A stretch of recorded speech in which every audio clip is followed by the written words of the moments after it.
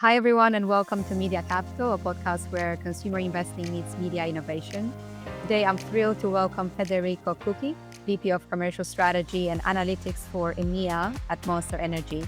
Federico has spent years navigating the intersection of brand strategy, media, and corporate strategy for some of the largest consumer brands, including L'Oréal and Pentland Brands.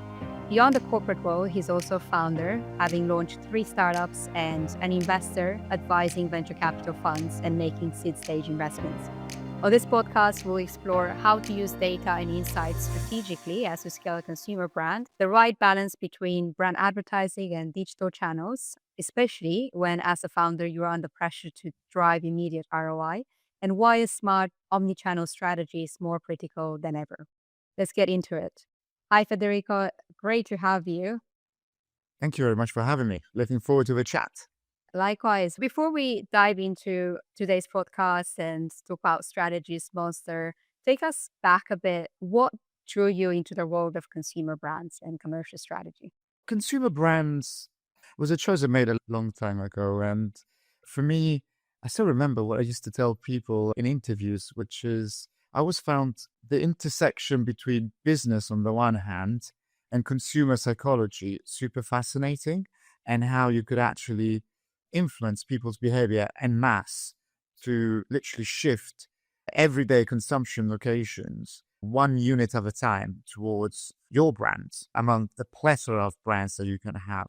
And the amount of work that goes into the consumer psychology, the business, everything, I just found it fascinating. That's what eons ago, which shows a bit my age, made me choose to move into consumer goods. And I always used the analogy of lemmings, which again shows my age. It was this video game where you had to control this little people, so to speak, or animals, and try to get them out of the labyrinth, but you couldn't control them directly. You had to play with the environment to save them and get them out. It's just like you can't control consumers, but you can influence them and work around the environment. And strategy, I don't think anyone, at least in consumer goods, when you're on the what we call the client side, so the manufacturer side, starts in strategy. You start at the beginning. In my case, it was consumer insights, and you execute, you run the market research, you spend time in qualitative stuff.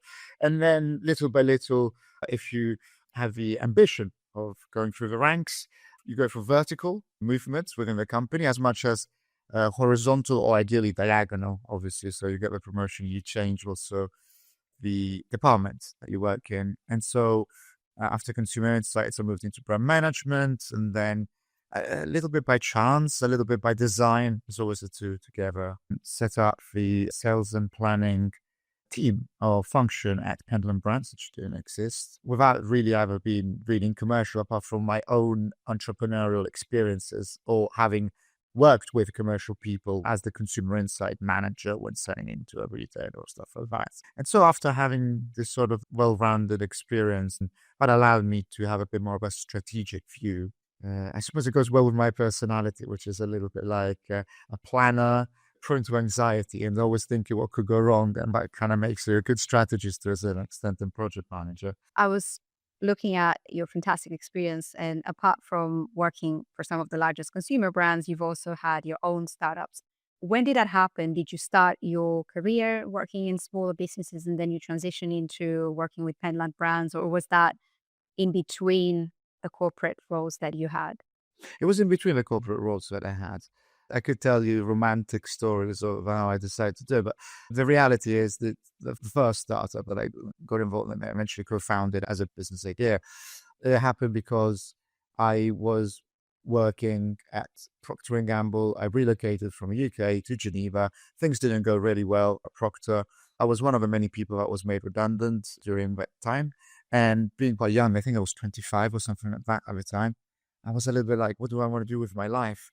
And there was a little bit also a sort of angst towards big corporates going, I'm not going to let anyone else choose for me, like my career and stuff like that. And then through personal contacts, I got in touch and I got to know the people who then became the co-founders of that first business. And I was like, yeah, why not? Let's try to do our own thing.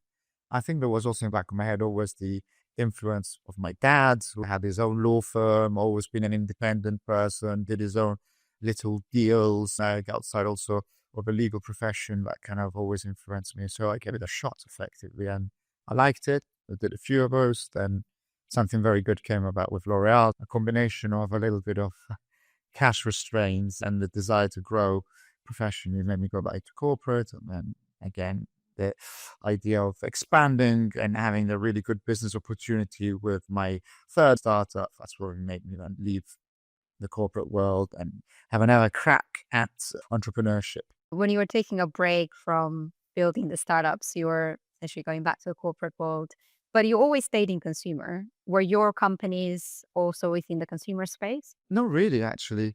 I suppose I was also a much needed breath of fresh air because you work with a business model for a long time. After a while, you want to change it up a little bit. I actually would say that the three startups I've co-founded always had a tech element that connected all of them. The last one, yes, was tech applied to consumer goods. It was like a marketplace, so it was like the e-commerce element to it. It was applied to beauty products, which I had developed a fair amount of expertise in for L'Oreal. There was also an insights element to it, so it was a bit of a hybrid. In hindsight, probably perhaps a little bit overly complicated business model, which is one of the lessons I've learned. I like the fact that you're looking back at those moments. Was there a defining moment, in particular, a turning point that really shaped how you think about growth or leadership today? I always struggle a little bit with the idea of a defining moment because I think it's just a little bit like experiences that then build up and define you and make you always adjust the trajectory. In terms of leadership, I would say that the first really fundamental leader I always looked up to was a director at L'Oréal. She was phenomenal, one of the strongest women, most dedicated, focused I've ever met in my life, especially at the time I was really young. And she was managing that together with a couple of kids as well, which in my head was, how is this possible? So, in terms of leadership and being firm, direct, focused, but also having a sort of compassion, humanity, and really caring for your team, really fighting the fight for your team. She was one of the fundamental influences when it comes to leadership and what I've always aspired. But also a monster. I can see many good examples of leadership and also the startups that I come across, or even on the venture capital funds. There's been a lot of experiences that define some of the firmly held beliefs that I have in terms of if you want to succeed, this is what you should be looking at, especially in the consumer goods space. And specifically is the experience at Monster, for example, just showed me what is possible when you have a really simple, good, strong business model. It keeps on growing double digits. And we're talking about a publicly listed company. And we grew also strongly throughout COVID because we managed to put like in the right business principle, organizational structure and stuff like that. And again, that's something that blew my mind. Obviously, when you look at absolutes, mind-blowing. But again, the idea about scale, distribution, the importance of rate of sale, the importance of a properly well thought through multi-channel smart media plan, creators that really tie into that, and the complexity of putting all these strings together, but also the simplicities of certain fundamental ideas in terms of route to market, which sometimes I find it quite surprising that some founders that I sat in pitches with, for me, are quite obvious, and they would pitch it at lightning ways that I would never ever be able to believe in. I actually want to step back and touch on some of the points you mentioned because you've worked with global brands, some of the largest consumer companies, and now you're also with Monster, which is a brand that managed to remain very edgy and very relevant and keep growing. And I want to understand if you have, for example, a philosophy of how a consumer brand should grow, and also some of the most common challenges that, which you, I think, already alluded to, and I want to actually take them step by step and talk about it. You know, you mentioned building distribution, right? The danger, I suppose, of over obsessing or relying on D2C. When should you think about going into brick and mortar? I also want to touch on use of data and insights, especially as a small brand. I think there's an over tendency to just keep on collecting data. And then what do you do with it, right? What is actually meaningful? And also the last point, which I think is probably one of the most important ones, is this perception around how you should grow a brand on digital channels versus investing in brand advertising. And how can we reach that balance? especially that I think a lot of CEOs and CFOs nowadays have that pressure to show the ROI, make the case for marketing in the boardroom. There's a lot in here to discuss. So let's start with, what's your philosophy when it comes to growing consumer brand? What is your core philosophy? I think there is elements in the whole business product proposition, the whole shebang. So obviously, product has to be good, equally good as the competition, ideally better, because obviously otherwise we're not going to build loyalty and repeat purchases, which are fundamental. It has to be priced the right way. By right way, I don't mean like necessarily premium or necessarily cheap. The right way is depending on where you think there is the biggest opportunity in the market, but I'll tell you more of the big no-nos. It's very difficult to tell you something that if you do that, you will succeed at all. I can give an idea of the big things that should really be avoided as a minimum, so-called red flags. You got to decide at some point, like within the segment, are you going to be premium or are you going to be affordable? There was always exceptions, by the way, but in general, I haven't seen many success stories of midway kind of price points and that ties into the quality perception. Then obviously what is fundamental is also like an engaging and simple brand. A brand has to be simple. If you can't really tell about your product and your brand and what your brand stands for in a simple, pithy sentence, you're probably doing it wrong. You have a snap moment, really grab someone's attention and communicate to them, whether it's on a point of sale material, in an ad, whatever. You don't have a lot.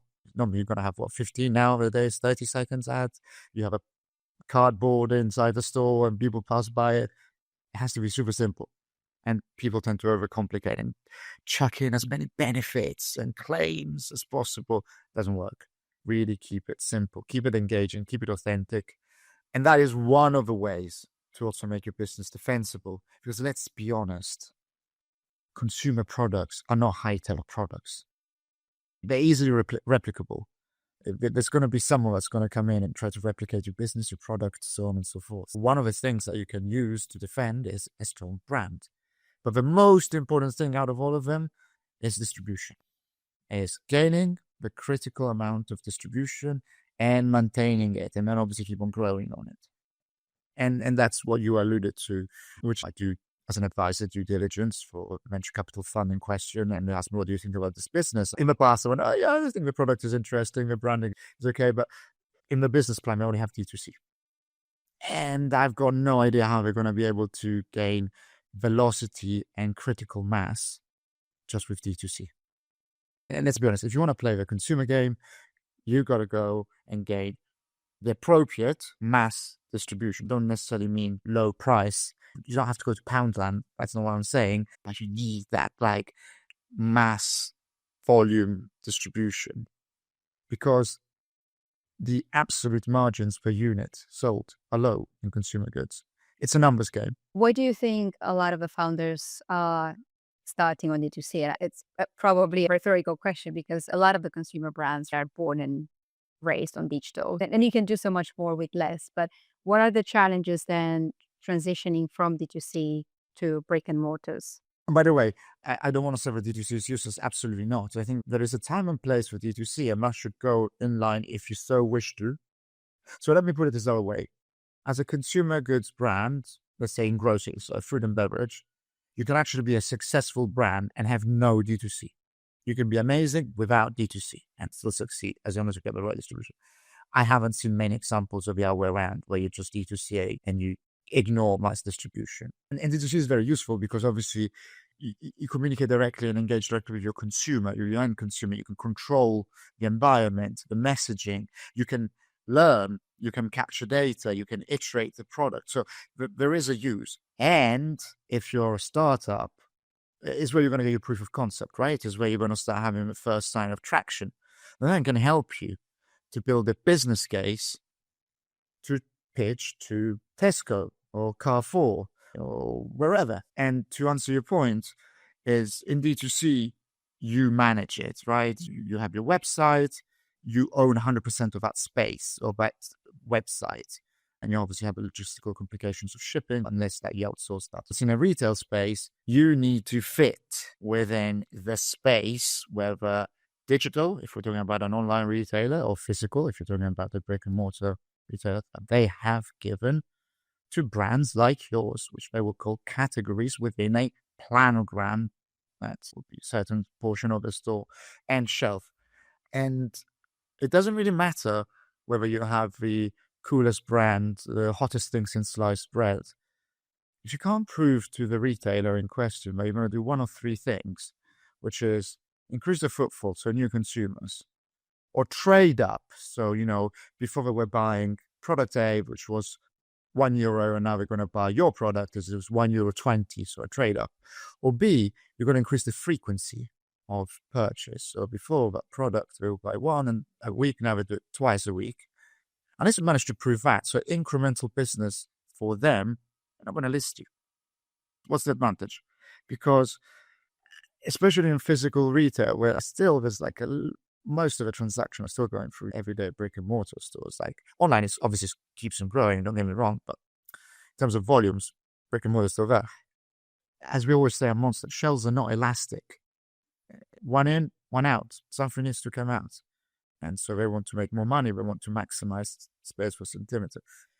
You might argue digital is a bit different, but the problem is the moment your product within the category is beyond the second page, you're not going to shift a lot of units. And then you need to maintain a rate of sale per store. So the velocity, how many units of that specific product you're going to turn around within the specific store, and how you're going to stimulate that continuous sales through your marketing outside the store, which could be like brand building, brand engagement, so on and so forth, but as well as much as partnering with your retailers in store, whether online again or offline. And so here we re-enter the realm of trade marketing and how to disrupt in store, how to convert all those undecided buyers. I'm curious with Monster, has your positioning as a category on the shelf, has that changed over time? So one of the challenges we're facing with some of the smaller brands, and I think I've seen this a lot happening, especially in the food and beverage, or more specifically within the beverage category. You get a lot of really fascinating products that take something so basic like a spirit, and they create almost a category in of itself. We worked with brands that were doing sorbet cocktails. So where do you place that? Do you place that in the ice cream section, or do you place that in the alcohol section, which arguably different pricing and also a different proposition that you're offering to consumers? Has there been iterations also with Monster? Was there from the beginning an idea of where to place the energy drink? And how do you see a small consumer company approaching this test and learn approach? That's a very good question. And to be honest, also Monster, there have been instances where we got it right and other instances where we didn't get it that right, in all fairness. I think, again, if you talk about a food or beverage product, say in a physical store, you need to be careful exactly how you pitch, especially if you're trying to carve out a sub-segment within an existing category. So be very mindful of your adjacencies. There's many ways to skin this cat. For example, number one, if we go back to why would a retailer list your product, which is new consumers, make more money out of it, or increase number of points of purchase? You want to therefore position your product where you're more likely to do that, where you can build a shopper case, business case with a retailer going, I think that the shoppers that we want to convert to become our consumers of our brand, they will most likely look for this product within this category. And this is where you need to know your consumer. This is where it's driven by a consumption occasion or a cross-shopping occasion. Another brand that you think is doing something similar, so you want to ride on the tailcoats. If you're not the first one, you're going to want to look at. But again, you need to be careful and understand whether that brand is performing well, where it's positioned or not. And that's where a good relationship with a retailer becomes fundamental. Other more basic considerations: does your product need to be chilled to be sold? Yes, then you want to really pitch to be in the coolers if you think that is an instant consumption occasion.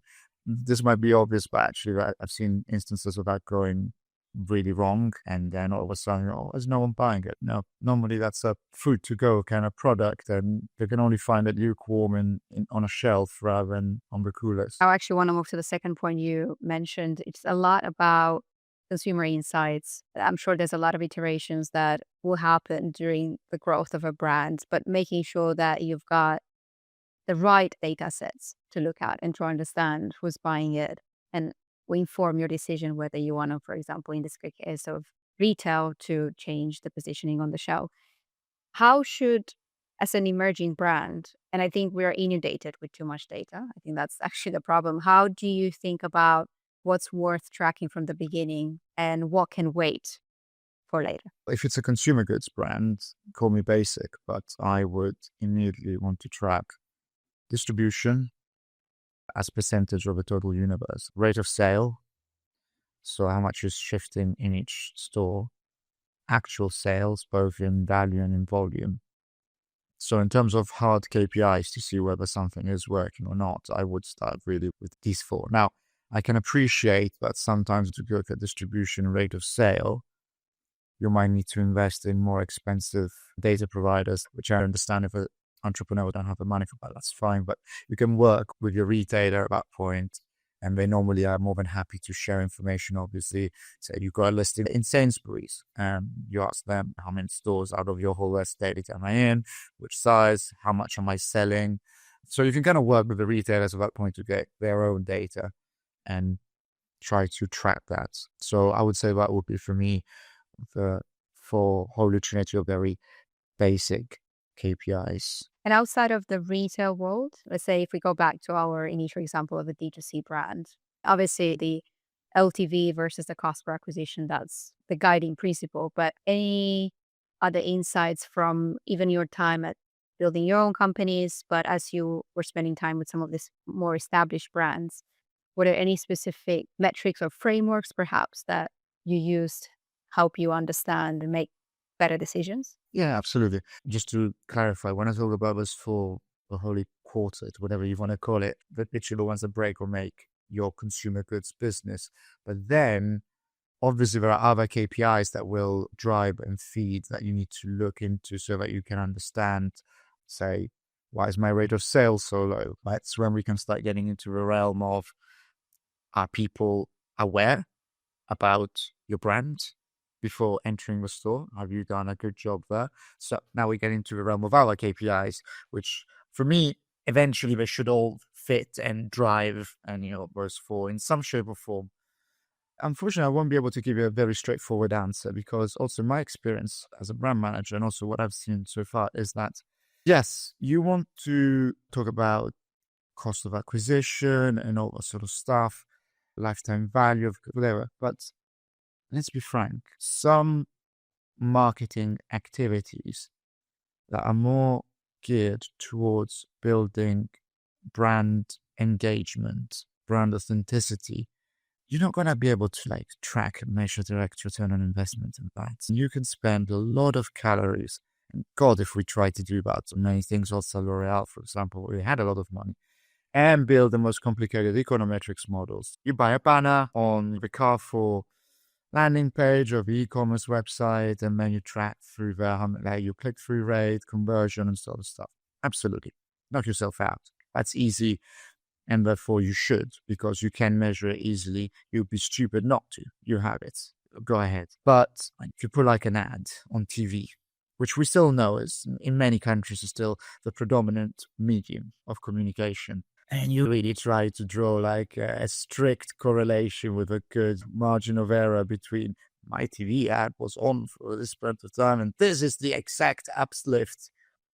It's fine. Okay, go ahead. But that's where we start getting into the realm of not really science. And it's fine, by the way, it's completely fine. But that's when you need to understand whether you want to do a push campaign to convert sales, specifically this was getting into the realm of trade marketing, whether it's online, offline, so by last bit of a consumer journey in store, or whether you're more at the beginning of a funnel and you want to grow a sort of general awareness and stuff like that. Be where your fans are. Do you think this is one of the most common mistakes that a lot of CMOs, marketeers make in trying to actually make the case for brand advertising to the boardroom and spend investing in brand performance, trying to be very specific in terms of driving that ROI when in fact we know and we've seen that there's other impact that brand advertising can have to your brand, from strengthening that pricing power, even in times when there is an economical downtime, or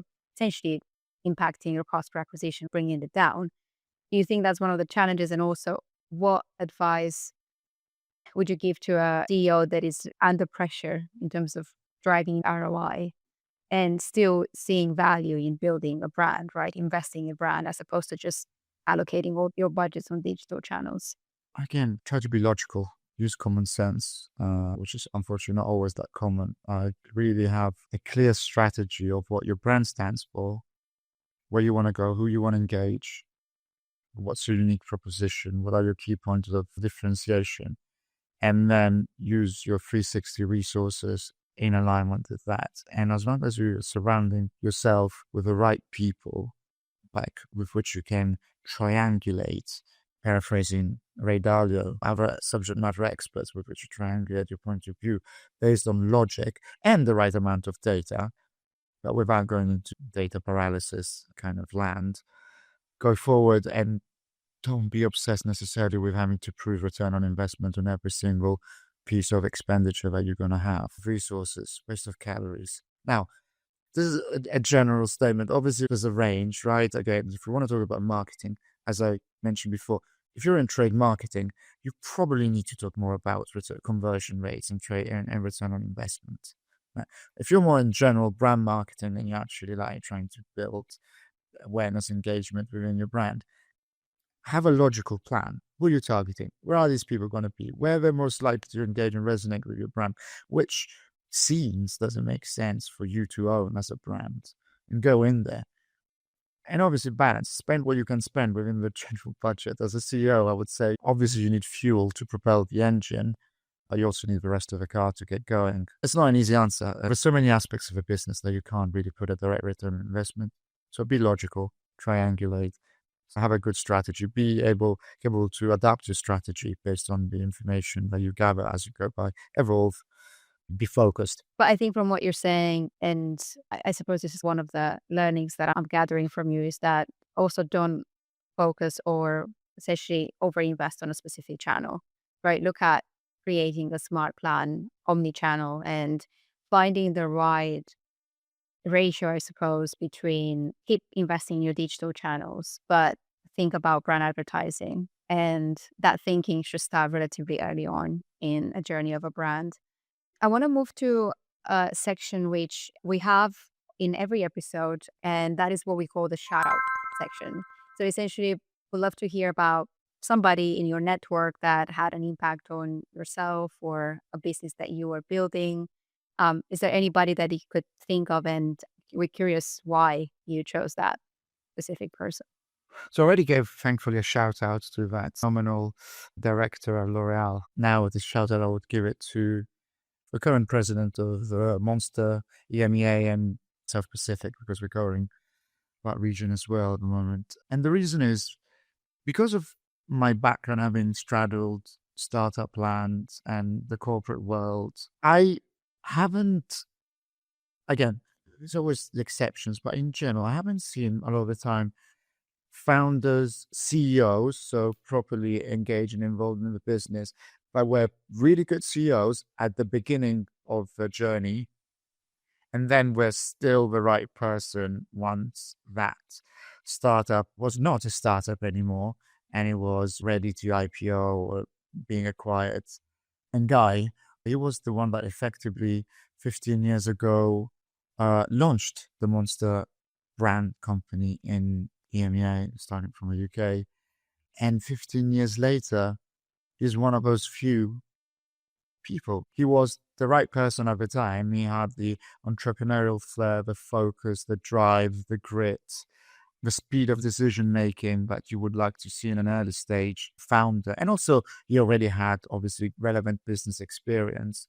And then he evolved with the business. I haven't been in the business for 15 years, but what I've seen the last 6 is the company and our part of the business is still growing double-digit growth rates. So he's definitely doing something right there. And it's that evolution from still keeping a sort of analytical mind, observing what's happening, challenging, and making decision and iterating, but obviously then involving other people, delegating, creating a group of people around you that can support you and making the transition. I haven't seen many people have done that successfully. Fantastic. This is actually a nice segue into a couple of questions that I prepared for you as part of a lightning round. And that is essentially a very quick fire round of short questions. And I want to get your thoughts on it. 30 seconds each question.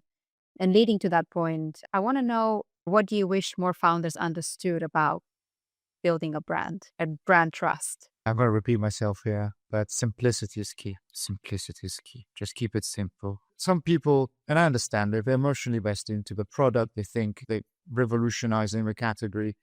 Truth of the matter is, all the time you're not. You're improving it, but you're not revolutionizing it.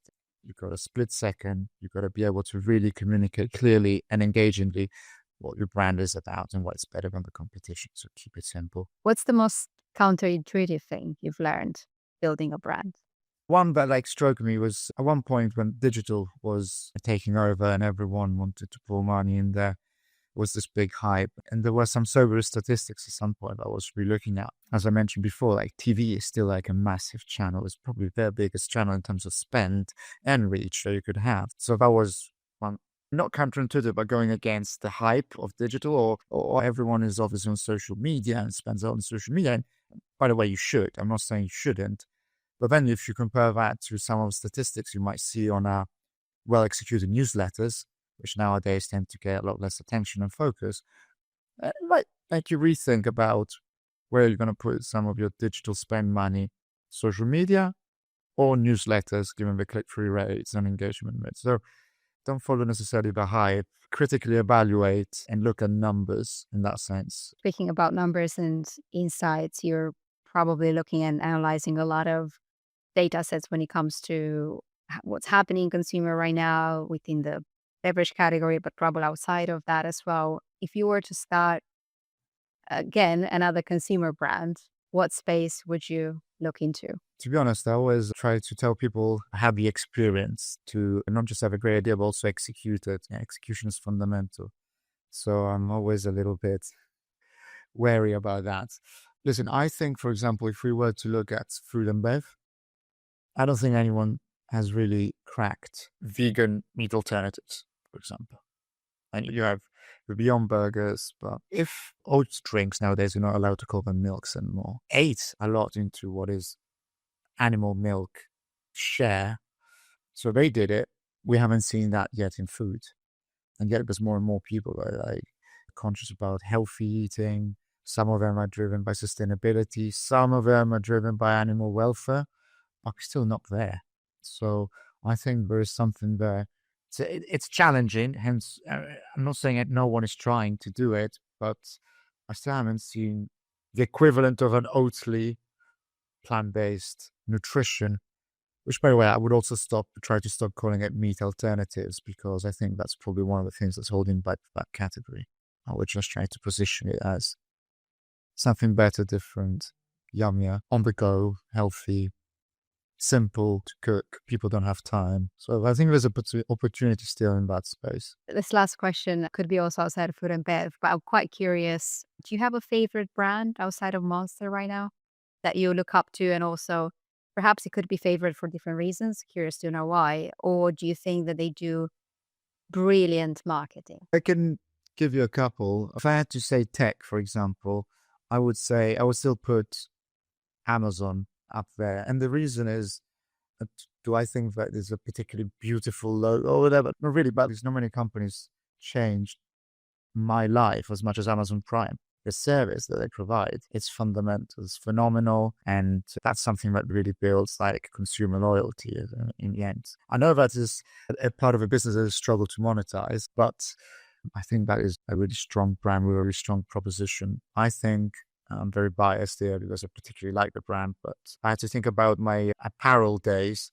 I really like All Sense, which is a British brand, fashion brand. And the reason why I really like them is because although they've grown a lot, you can really still feel in all their touch points with consumer, that sort of story about leather, manufacturing, London kind of style. And I think their own stores breathe that every piece of every garment. And that again, it's the simplicity of a brand positioning that permeates through products, through visual merchandising, and physical execution of stores. I was about to say the same thing about Amazon, going back to your point about how little the brand identity has actually changed, the late 90s, early 2000s until this point. Still the same kind of interface with adjustments, of course, but very simple. The same things goes with eBay. And I think a lot of the marketplaces that started back in the early days of the .com world. Federico, it's been a pleasure having you on the podcast. I can't believe the time just literally flew by. I had many more questions for you, so I'm hoping to actually welcome you back again because I'm not done with my questions, but I really appreciate your time with us today, and it's been a real pleasure learning from you. Thank you very much. I really enjoyed it, and yeah, I'd be happy to come back. Thank you for joining us on the Media for Growth podcast. If you enjoyed the episode, leave us a review, follow the pod, and subscribe at mediaforgrowth.com.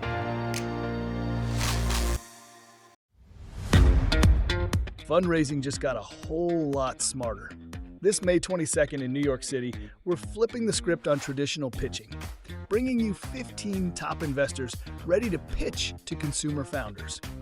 Instead of chasing VCs, you'll hear directly from them, understanding not just their investment thesis, but their personality, vision, and approach. If you're a Series A+ consumer brand raising now or in the next 6 to 9 months, this is where you need to be. For more information, visit the events section on mediaforgrowth.co.